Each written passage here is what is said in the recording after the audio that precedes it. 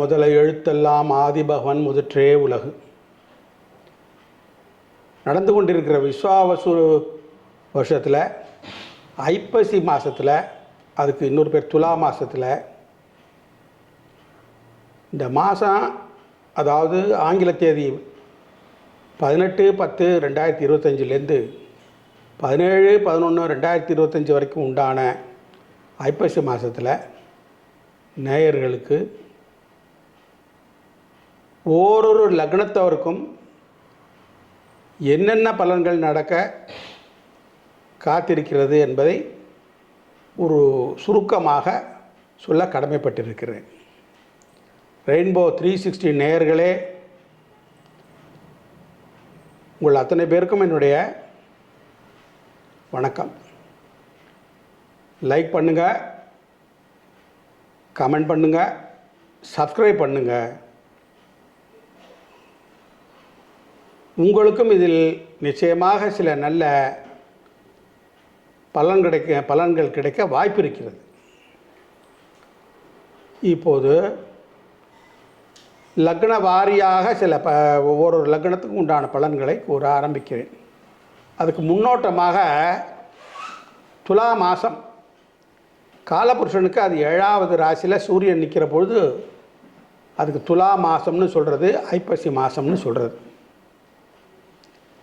இதில் முக்கியமாக என்னென்ன பெருமைகள், இது மற்ற எல்லா மாதங்களை காட்டிலும் சிலது அயன மாத சூரியனுடைய அயன கதியினால் பெருமைப்படுகின்றன. மகர மாதம், கடக மாதம், அது மாதிரி இந்த துலா மாதமாகப்பட்டது சில வகைகளில் பெருமை மிக்கதாக இருக்கும். முதல்ல துலா மாதம்னு நினைவுக்கு வருவது என்ன அப்படி சொன்னால், காவேரி தீர்த்த ஸ்நானம் அப்படின்னு சொல்கிறது. மனிதன் தன்னுடைய அறியாமலோ அறிந்தோ செய்யக்கூடிய பாவங்களை போக்கிக் கொள்ளக்கூடிய ஒரு வாய்ப்பு இந்த தீர்த்த யாத்திரையினால் போக்கிக் கொள்ளுகிறான். அப்படி இருக்கிற போது இந்த தீர்த்த யாத்திரைக்கு முக்கியமாக இந்த மயிலாடுதுறை மட்டும் ஏன் விசேஷமாக சொல்லப்படுகிறது என்றால், மயிலாடுதுறையில் இருக்கக்கூடிய துலா கட்டம் அந்த இடத்துல ஸ்நானம் பண்ணோம்னா அதற்கு சில சங்கல்ப விதி முறைகள் எல்லாம் இருக்கிறது. அந்த அன்றைய திதி, வாரம், நட்சத்திரம், யோகம், கரணம், இந்த பஞ்ச அங்கங்கள் அடங்கிய தினத்தை சொல்லி தனக்கு என்னென்னவெல்லாம் வாழ்க்கையில் பாபங்கள் தீர வேண்டியது அப்படிங்கிறதெல்லாம் சொல்லி சங்கல்பம் பண்ணி அதை 3 முறை முக்கிய ஸ்நானம் பண்ணுவார்கள். உடுத்திய வஸ்திரத்தோடு ஸ்நானம் பண்ணணும். அதுக்கு பேர் சசேல ஸ்நானம்னு பேர். இந்த ஸ்நானத்தினால நம்ம எதிர்பார்க்குற சில பாபங்கள் போக ஒரு வாய்ப்பு தேடி கொடுத்துருவார்கள் நம் முன்னோர்கள். இதில் ஒரு முக்கியமான நிகழ்ச்சி என்ன என்றால், இந்த குறிப்பிட்ட இந்த துலா மாதம், இந்த ஐப்பசி மாதத்தில் மட்டும் அநேக கோடி தீர்த்தங்கள் எல்லாம் அங்கே கங்கை உள்பட இந்த மாபெரும் துலா கட்டத்தில் காவேரி கலையில் சங்கமிக்கிறார்கள். அப்போ ஒரு முறை ஸ்நானம் பண்ணால் எவ்வளவு நமக்கு பலன் கிடைக்கும் யோசனை செய்து பாருங்கள். முன்னோர்கள் எல்லாம் தீர்க்கதரிசிகள் அவ்வளவு கண்டுபிடிச்சு நமக்கு சனாதன தர்மத்தை பேணி காக்க வழி சொல்லி கொடுத்துருக்கிறார்கள். அதனால் முடிந்தால் நீங்களும் அங்கே பயணித்து துலா ஸ்நானத்தை நிறைவேற்றுவீர். இதில் இன்னொரு ஒரு வாய்ப்பும் கொடுத்துருக்கு. இந்த 30 நாளில் இன்னும் ஒரு வாய்ப்பு கடைசியில் கொடுத்துருக்கு. போக முடியாதவர்கள் ஏதாவது ஒரு சூழ்நிலையால், உடல் கோளாறோ அல்லது வேறு எந்த சூழ்நிலை போகாத முடியவர்கள் ஐப்பசி மாதத்தில் கடைசி நாள் அன்று, அதுக்கு பேர் முடவன் முழுக்கு அப்படின்னு சொல்கிறது வழக்கம். அன்றைக்காவது போய் குறைந்தபட்சம் படியில் உட்காந்து அந்த ஜலத்தை எடுத்து புரோட்சணம் பண்ணிட்டாவது வாங்க.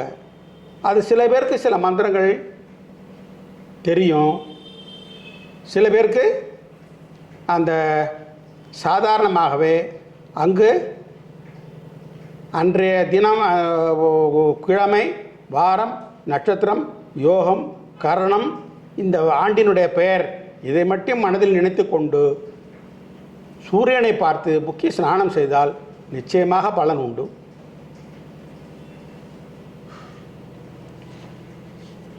இது துலா ஸ்நான கட்டம் மிக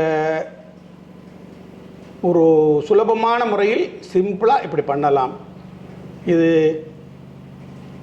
அதிகம் இதை பற்றி விழாவாரியாக தெரிஞ்சுன்னா துலா காவேரி புராணம் என்று நூல் இருக்கிறது, படித்து பார்த்து தெரிந்து கொள்ளலாம், அதை தெரிந்தவர்களிடம் கேட்டுக்கொள்ளலாம். இப்பொழுது நம்ம ஓரொரு லக்ன வாரியாக பலன் உரைப்பதற்கு வருவோம். செல்வம் தேடுவதிலும் அதிகாரம் பெறுவதிலும் அதிக நாட்டம் கொண்ட ரிஷப லக்ன அன்பர்களே, தற்போது கோச்சார ரீதியாக ராகு அனுகூலத்தை செஞ்சிருப்பதால் சிலருக்கு மாந்திரிக செயல்பாடு, மாந்திரிக நாட்டம் ஏற்படும். சிலருக்கு காற்று ராசியில் ராகு சஞ்சரித்து செவ்வாய் நல்ல அனுகூலமாக அமர்ந்திருப்பதால் இன்னும் சிலருக்கு மந்திர சித்தி, வாக்கு சித்தி ஏற்படுவதற்கு முயற்சி செய்தல் நலம் பயக்கும். செய்யும் தொழிலில் ரிஷபலக்கணத்துக்கு குரு தன்னோட உச்ச சேத்திரத்தில் அமர்ந்து தொழில் ஸ்தானாதிபதி சம்பந்தம் பெறுவதால், குரு பணக்கார கிரகம் எனப்படுவதால் 9 கிரகங்களையே பணக்கார கிரகம் குரு தான்.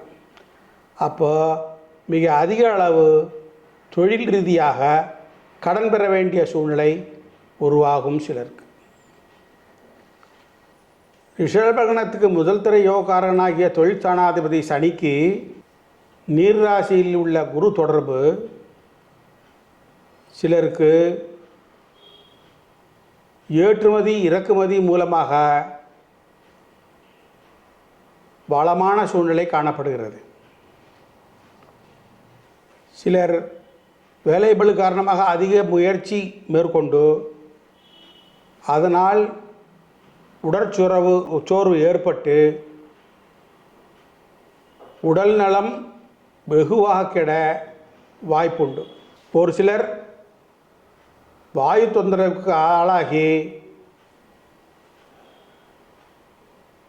மருத்துவரை நாட வேண்டிய சூழ்நிலை ஏற்படும். மது ஆலை முதலாளிகளுக்கு நல்ல மாதம் என்றே கூறலாம்.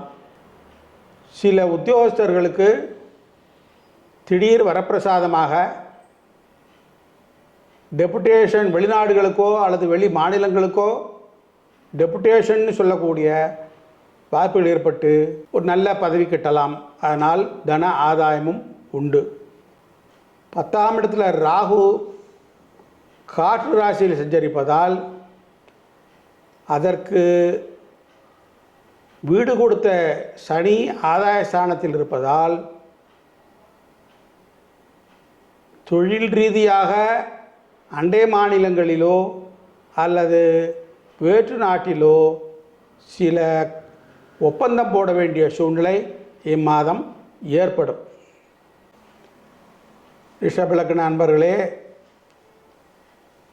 பல்கலைக்கழக மாணவர்களுக்கு இம்மாதம் கேம்பஸ் இன்டர்வியூ எதிர்பார்த்திருக்கும் மாணவர்களுக்காக சொல்லுகிறேன். ஏர் இன்டெலிஜென்ஸ், கிளவுட் மேனேஜ்மெண்ட் போன்ற மெஷின் லேர்னிங் போன்ற துறைகளில் சம்பந்தப்பட்ட கம்பெனி மூலமாக உத்தியோகம் கிடைக்க வாய்ப்புகள் உண்டு. இன்னும் சில ரிஷபலக்னக்காரர்கள் தன்னுடைய பிள்ளைகளுக்காக மேற்படிப்புக்காக முயற்சி செய்து செலவு செய்ய வேண்டிய சூழ்நிலை உருவாகும் இம்மாதம். சிலருக்கு வெளிநாடில் வசித்து வரும் ரிஷபலக்ன நண்பர்கள் சிலர்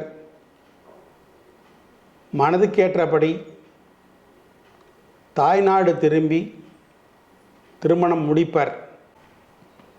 மது ஆலை தொழில், ரசாயன தொழில் ரிஷபலக்னக்காரர்களுக்கு கோள்கள் அனுகூலமான சூழ்நிலையில் சஞ்சரிப்பதால் முன்னேற்றம் ஏற்படும். இறுதியாக ஒன்றை சொல்ல ஆசைப்படுகிறேன். ஒரு சில நண்பர்களால் தொழில் ஸ்தாபனத்தில் கருத்து வேடு காரணமாக சில பிணக்குகள் ஏற்படலாம். நன்றி, வணக்கம். அகம் பிரம்மாஸ்மி. உத்தரோத்தரோபிவிருத்திரஸ்து.